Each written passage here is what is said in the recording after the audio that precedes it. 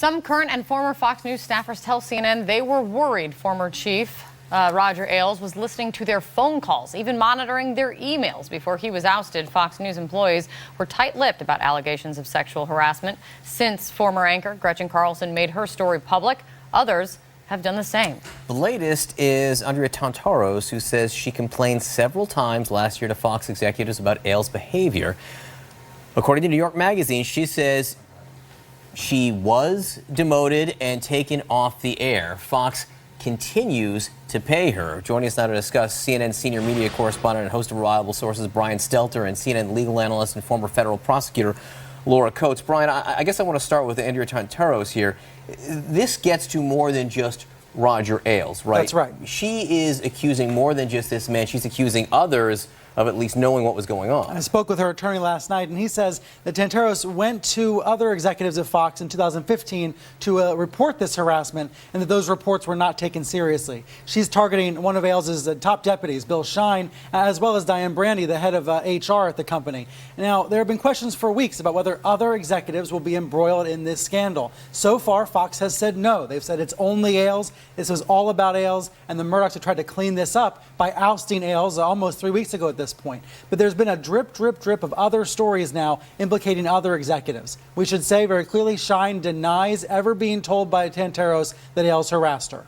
And there's also now talk that there are recordings here, Laura. Like when it comes to a case against Roger Ailes or any other executive or Fox, what does the presence of a recording do to a lawsuit?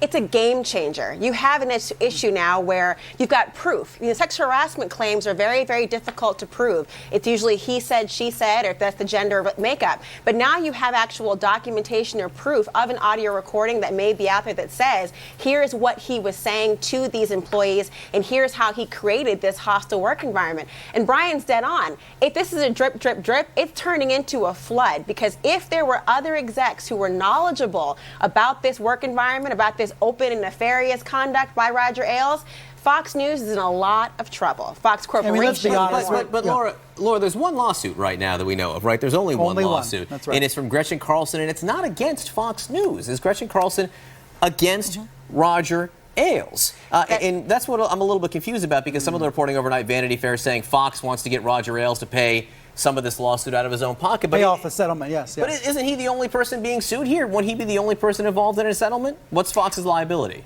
Well, the liability of Fox would also be about the shareholders, right? Because it's a corporation, and you have Roger Ailes, who's allegedly not only having his audio recordings, but using corporate funding to promote and advance his personal objectives. And one of those may, in fact, be the harassment of employees at this corporation. So if that's the case, the liability is more of a shareholder issue. But remember, Fox has a very unique makeup of their voting.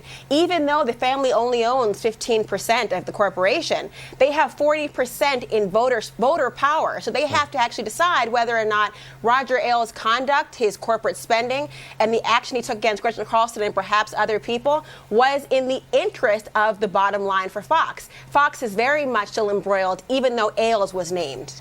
Yeah, I mean, Brian, ultimately, that's the story here, right? But when it comes to the drip that you were talking about, it's not over. They're still investigating, right? I mean, this is still ongoing. What happens next? Yeah, I mean, let's be honest. We're here on a rival network. We're on CNN talking about Fox News. Yeah. But this is not about a television channel. It's about a giant corporation. I think that's dead on about the company here and about what responsibility the company had to its shareholders. Ultimately, everybody has a boss. Roger Ailes had a boss, the Murdochs, Rupert Murdoch and his sons. What did they know, if anything, about these harassment claims? And if they didn't know anything, if they were in the dark, you have to wonder if they were willfully blind to what might have been going on at Fox News.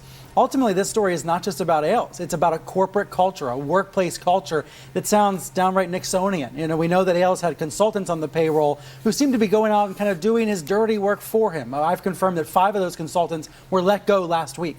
So we know that there continue to be repercussions from this story. And ultimately, there's one other potential repercussion, and that is for victims of sexual harassment. Gretchen Carlson, who may be in settlement talks, according to Vanity Fair, says she hopes this case will help other women come forward if they believe they've been harassed in other workplaces. That ultimately is the most important part of this story. Brian Stelter, Laura Coates, thanks so Brian. much. Thanks, Laura. Thank you.